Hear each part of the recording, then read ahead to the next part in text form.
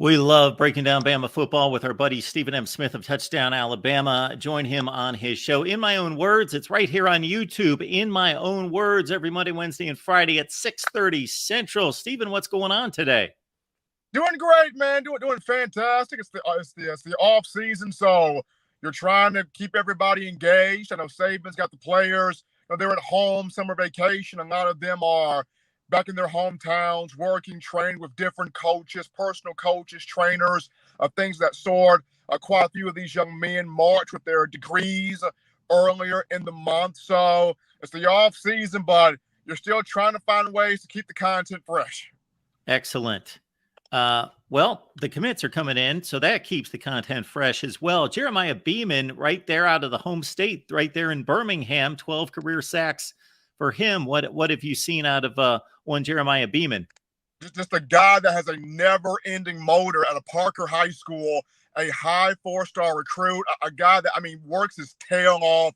You see the motor from the first play to the very last play. He's even got more room to grow in terms of not just the pass rushing ability, but the run stopping ability as well. One of his trainers got a chance to be around him, Coach Leonard Stevens, step-by-step performance training out of Birmingham.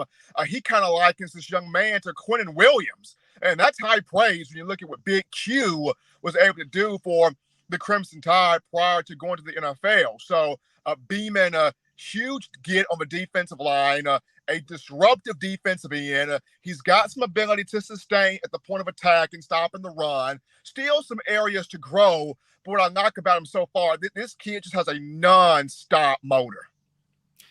And if I remember correctly, Stephen, I have seen few players burst onto the scene like Hugh Williams at Bama, where he was pretty much an unknown in the offseason. Then within 3 or 4 or 5 games, he was a star.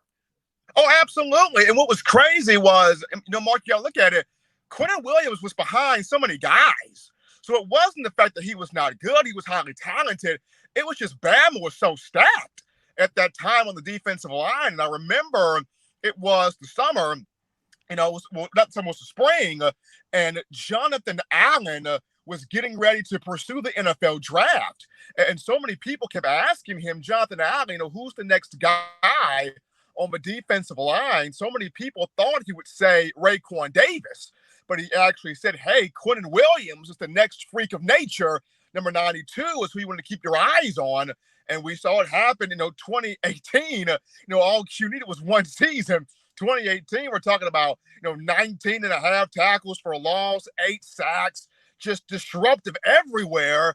Became a unanimous All-American. And of course, the story was the number 3 overall pick in the 2019 draft by the Jets. So for Q, he had to wait behind a lot of guys, but when his turn came, boy, did he erupt. And if Jeremiah Beeman is anything close to what Quentin Williams was,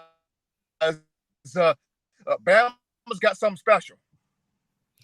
Folks, we got Stephen M. Smith here from Touchdown Alabama. Join Stephen and the rest of the crew there at touchdownalabama.com, and especially on Stephen's show Monday, Wednesday, and Friday right here on YouTube. In My Own Words, 6:30 Central. Couple key additions to the secondary here for 2023. Jalen Key, much sought after safety. A lot of teams going after him. Very productive at UAB with 60 tackles and 3 picks last year, Stephen. A lot of teams were after Key, a young man with 44 games of experience coming from UAB, 6'2", 210 pounds of Tallahassee, Florida. But what I love about him is, Mark, last year he finally just really exploded onto the scene and showed us all what he can do. Even with coming out of Conference USA, he was an honorable mention. You mentioned 60 tackles, 3 picks, had 4.5 tackles for loss. So he finds the football. The main thing for him is how quickly can he adjust to the Alabama football culture when he gets here in fall camp. Because you're battling Malachi Moore, you're battling Caleb Downs, you're battling Christian Story, you're battling Jake Pope. There are a lot of bodies at both safety positions, a lot of guys. So while Coach Saban, he values the experience that Jalen Key has, especially with the Crimson Tide losing not just guys to the NFL draft, but as you know, Mark, guys to that transfer portal. It's about getting that quality depth, but getting that quality depth that if they believe they can start right away, You've got to show it, and Jalen Key's got to show it in this fall camp.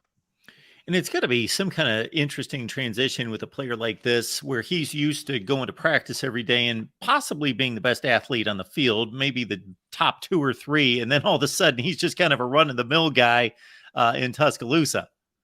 I think the main thing for Key is going to be, Mark, if he becomes a starter, then that's phenomenal. Read your keys, do your job, follow your instincts, play the way you know how to play. But if you come in here and you're not necessarily the guy, don't get down on yourself. Be able to find your role, find your niche, whatever that may be, and play that for the betterment of the team. For a lot of guys out there, when they're not initially the starter, they get down, they get discouraged, and so many things happen. So for Jalen Key, the main thing for him is, what will be his mindset upon coming in if he does not become the starter? Can he be able to buckle down, get in the role that Alabama would have for him to play, and perform that role? And of course, UAB, one of the better Group of 5 programs since they started playing football again there about 4 or 5 years ago. Another big jump to talk about in the secondary with cornerback Trey Amos coming in from Louisiana, Stephen.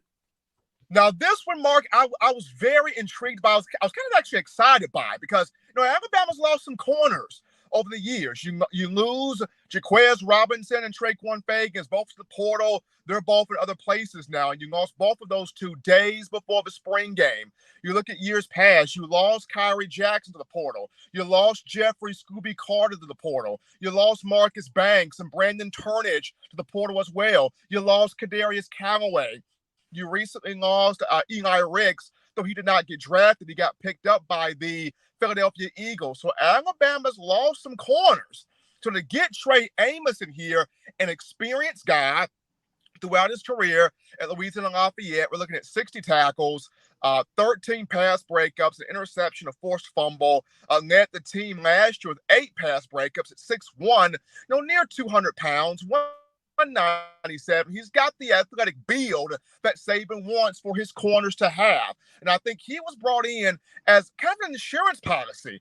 If Terrion Arnold was to have a slight struggle, not saying that he will, because this young man grew a season ago. He never played corner before. He was traditionally a safety coming out of high school in Tallahassee, Florida, was pushed to corner by necessity, and Terrion still a strong season, 45 tackles, 8 pass breakups, 1 interception. But in the event if Terrion was to have a small struggle, if you will, then you have a Trey Amos, somebody with that experience, with that athleticism, has played ball, D1 program. You have that to lean on. Folks, please help us out. Hit the like button. Share these videos out on social media as well. Oh, yeah, there's another transfer to talk about. Tyler Buckner. Yes, coming in, of course, offensive coordinator Tommy Rees paving the way. He's going to be familiar with some of the offensive concepts, you would think. Based on what you've seen on tape, read scouting reports, read other people's reviews, and again, based on your own perception of one Tyler Buckner against Jalen Milroe. How do you see this quarterback battle going into August? It's going to be real interesting, Mark, because I got a chance to go back and dive into some high school things when Buckner played at the Bishop School in California. There's dual threat ability there. There's a lot of athleticism there. Got a very accurate arm. What got him into trouble at times is when he would try to throw off his back foot. We all know when you try to throw off your back foot, it takes some accuracy from the football. But aside from that, he's got a lot of talent. And what set him back slightly was he did not have his senior year due to COVID. So when you don't have that senior year, it does set you back some. His junior year at the Bishop School, we're talking over 4,000 passing yards, 53 touchdowns to only 5 picks, over 1,600 rushing yards, 28 touchdowns. He competed in the Elite 11. The guy's a gamer.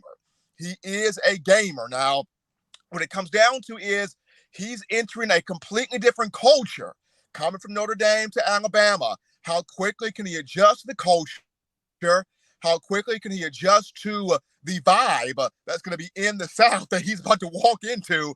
He and Tommy Rees have to both kind of make this adjustment together, so to speak. But Tyler Buckner brings a lot in the room. You talk about he's the only guy on this 5-man roster that has a lot of playing experience as a college quarterback. 13 games of experience for one Tyler Buckner versus, 2 for Jalen Milroe. When you go back to last year, 2, especially one as a starter. And Ty Simpson got in and just basically mop-up duty just a season ago. So as far as just a big game experience, Buckner has the most, but how quickly can he adjust to the learning curve coming from Notre Dame to Alabama? That will be the biggest question for him.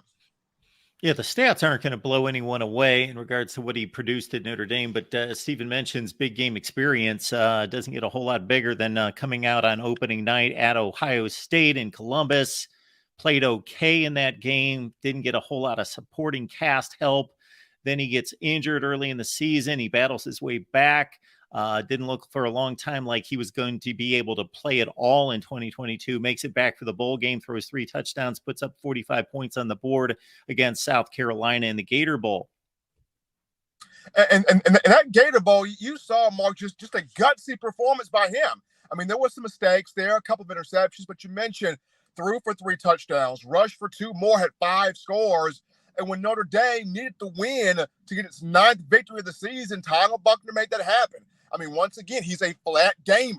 The numbers are not going to wow you. The stats are not going to pull you out your seat there.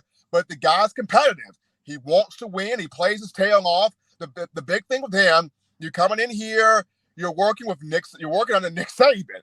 You're coming in here, you're working under a whole different strength and conditioning staff, and most importantly, you're coming in here and you're dealing with the fan base that has crazy high expectations for you. So how quickly do you adjust to the culture, of all of this? That's the big thing with Buckner. If he adjusts to it fast, if he adjusts to it quick, things can be interesting here in Tuscaloosa. Stephen, of course, when you look at the Alabama prototype at quarterback, there was the early Saban era, Greg McElroy, A.J. McCarron, of course. Blake Sims had a 1 starting season in 2014. Jake Coker played a little bit more in regards to the passing game. And then, boom, prolific offense to Mac Jones and Bryce Young, of course. Does it appear as though we're taking maybe a step back in time, regardless of who wins this job? You can see it as that, Mark. It's kind of a different ordeal because it's Nick Saban. As much as he wants to have that balance and run the football and that ball control, it's hard when you have the passing acumen that you've had with Mac Jones, with Tua Tagovailoa, with Bryce Young, and take a step away from that when there's areas of that you crave and you want to. So finding a way to have a healthy balance is what Nick Saban is trying to get done in this upcoming season. This is why he's put so much onus on getting a guy like a Tommy Rees that can develop, that can coach, that can have that full tutelage in there. It's the reason why you bring in so many bigger offensive linemen in this recent class to help out with not just the run blocking, but the adequate pass protection, for your quarters. It's the reason why you go out there and you get these speed demons at wide receiver, and also you've added more at tight end. So I feel like Saban does want to have that balance in terms of running the football, but there are some elements of having that vertical passing game that he does not want to let go of. So trying to have that healthy balance here. And I know somebody's out there thinking I forgot about Jalen Hurts. No, we did not forget about Jalen Hurts. I was just not trying to exhaust every quarterback in the last 15 years, but that remarkable development. I mean, it's a lot, man. So there's going to come a time where you look and go, did I forget somebody? I forgot somebody. Yeah, a guy who, did Jalen Hurts end up winning the MVP this year in the NFL? He did not end up winning the MVP. He came close. Yeah. He did not end up winning the MVP, but he was close in the MVP race and the Offensive Player of the Year race. He was right there, just did not take that. But, I mean, regardless, got Philly to the Super Bowl in year 3. I mean, signed a $255 million contract extension. And just recently, the brother marched with his master's degree from Oklahoma. So now both fan bases, if you want to claim him, he got his bachelor's from Alabama, his master's from Oklahoma. So if both fans want to fight over him, You have the legal right.